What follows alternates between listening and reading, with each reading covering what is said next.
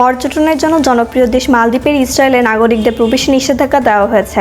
আজ মঙ্গলবার দেশটির পার্লামেন্টে নিষেধাজ্ঞা সংক্রান্ত আইনের অনুমোদন দেওয়া হয়। এর পরপরই তাতে অনুসমর্থন জানান প্রেসিডেন্ট মোহাম্মদ মুইজ্জু। মালদ্বীপের প্রেসিডেন্টের কার্যালয়ে এক বিবৃতিতে বলা হয়েছে, ফিলিস্তিনি জনগণের বিরুদ্ধে ইসরায়েল যে নৃশংসতা চালিয়ে যাচ্ছে এবং জাতিগত নিধনের যে কর্মকাণ্ড চালাচ্ছে তার জবাবে সরকারের শক্ত অবস্থান তুলে ধরেছে আইনের প্রতি প্রেসিডেন্ট মুইজ্জুর অনুসমর্থন। ফিলিস্তিনিদের প্রতি নিজেদের সংহতি পূর্ণ ব্যক্ত করেছে মালদ্বীপ। আইন পাশের সঙ্গে সঙ্গে ইসরায়েলিদের ভ্রমণের নিষেধাজ্ঞা কার্যকর হবে বলে প্রেসিডেন্টের কার্যালয়ের এক কর্মকর্তা এএফপিকে জানিয়েছেন। এই আইন পাশের জন্য আগে থেকে বিরোধী দলগুলো এবং সরকারের মিত্ররা মুইজ্জুকে চাপ দিচ্ছিল। ইসরায়েলের পররাষ্ট্র মন্ত্রণালয়ও গত বছরে তাদের নাগরিকের মালদ্বীপ ভ্রমণ না করার আহ্বান জানিয়েছিলেন। পর্যটকদের কাছে জনপ্রিয় গন্তব্যস্থল মালদ্বীপ। গত ফেব্রুয়ারিতে দেশটি ভ্রমণ করেছিলেন 2,14,000 বিদেশি পর্যটক। তাদের মধ্যে 59 জন ছিলেন ইসরায়েলি। এর আগে ইসরায়েলি পর্যটকদের উপর ভ্রমণ নিষেধাজ্ঞা দিয়েছিল মালদ্বীপ। পরে 90-এর দশকের শুরুর দিকে ওই নিষেধাজ্ঞা তুলে নেওয়া হয়। 2010 সালে সম্পর্ক স্বাভাবিক করার দিকেও এগোয় দেশ দুটি।